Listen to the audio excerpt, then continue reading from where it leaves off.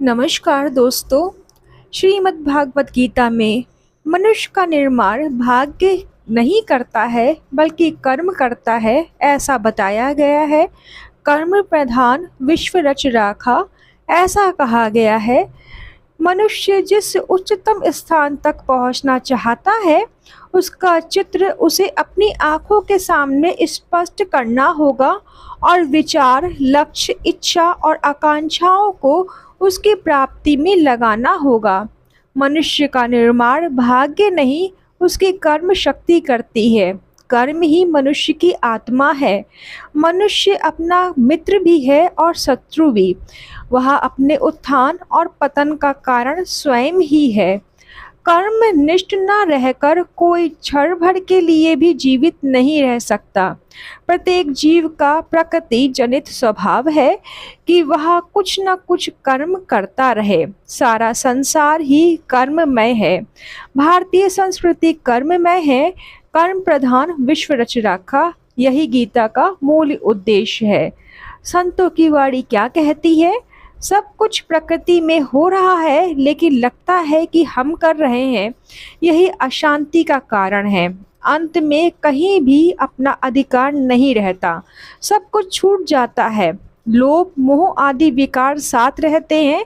वे भी दूसरे जन्म में जन्म से जागृत होने लगते हैं।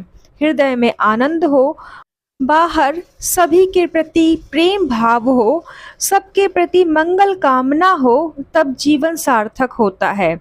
अवसर मिले तब शांत प्रसन्न होकर मौन होकर दृष्टा बनो। कुछ ना चाहो अपितु देखो कि परम प्रभु ने कितना दिया है, जिसका अभी तक ठीक ठीक पूरा पूरा उपयोग नहीं हो रहा। जो भी आए उसे स्वीकार कर लो, भले ही प्रतिकूल हो, क्योंकि प्रभु के विधान से आया है। जो भी आए उसे अपना ना मानो।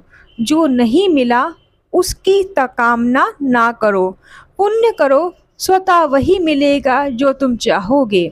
सत्य से बढ़कर संसार में कोई अन्य धर्म नहीं है और मिथ्या भाषा से बढ़कर कोई दूसरा पाप नहीं है। अतः ऐसी दशा में सत्य की सदा अर्चना करो, कभी भी उसको मत छोड़ो।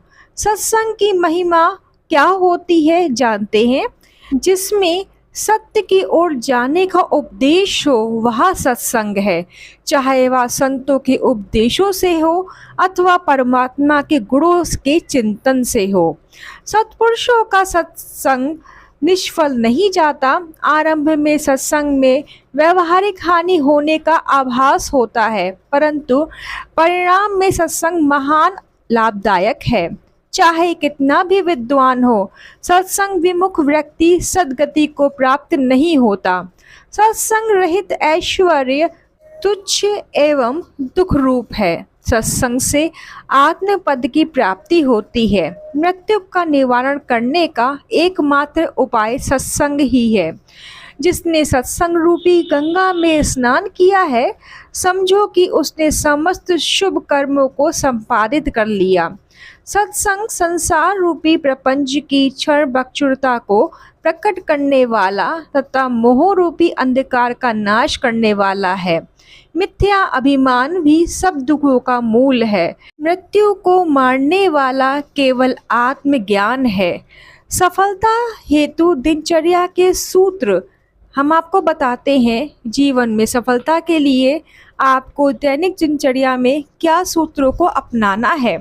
प्रत्येक प्राणी को प्रतिदिन अपनी दिनचर्या बनाकर उसके अनुसार उसे पूर्ण करने का प्रयास करना चाहिए। पिछले दिन का अगर कोई कार्य बाकी रह गया हो तो उसे अगले दिन पूरे करना चाहिए। मानसिक शांति कायम रखनी चाहिए और संतोष धारण कर निद्रा लेनी चाहिए। आलस्य प्रमाद में सोना बंद करें। जागने पर तुरंत उठकर दैनिक कार्यों से निवृत्त होकर नित्य प्रभु स्मरण करके अपने जीविकोपार्जन के कार्य का शुभ आरंभ करना चाहिए। स्वयं के शारीरिक, मानसिक, पारिवारिक कर्तव्यों का बोध करके उनके पालन में रही कमी का ज्ञान कर उनकी पूर्ति हेतु समय निकालने की व्यवस्था करनी चाहिए। सामाजिक कार्य जो सहज में किया जा सकता है उसे करने का प्रयास करना चाहिए एवं धीरे धीरे उसका दायरा बढ़ाना चाहिए। पारिवारिक संबंधों को निभाने हेतु समय देना चाहिए। आगंतुकों की शंका का समाधान कर उनके सुख शांति की कामना रखते हुए उनके चाहने पर सुझाव भी देना चाहिए। सोने से पूर्व दिनचर्या अनुसार कार्य पूर्ति हुई या नहीं इसका मनन करना चाहिए तथा अधूरे कार्यों की पूर्ति हेतु सजग होकर अगले दिन कार्य में जुट जाना चाहिए। समय के दुरुपयोग से बचना चाहिए। यदि समय का दुरुपयोग हुआ हो तो प्रायश्चित करना चाहिए। मृत्यु निश्चित है, इसका ध्यान रखते हुए प्राकृतिक एवं भौतिक साधनों का उपयोग सीमित रखने का प्रयास करना चाहिए। जियो और जीने दो की भावना हर व्यक्त कायम रखनी चाहिए। जीवन का परम तत्व कार्य है। कबीरा जग में आए के कर लीजिए दो काम, देने को टुकड़ा भला लेने को हरि नाम।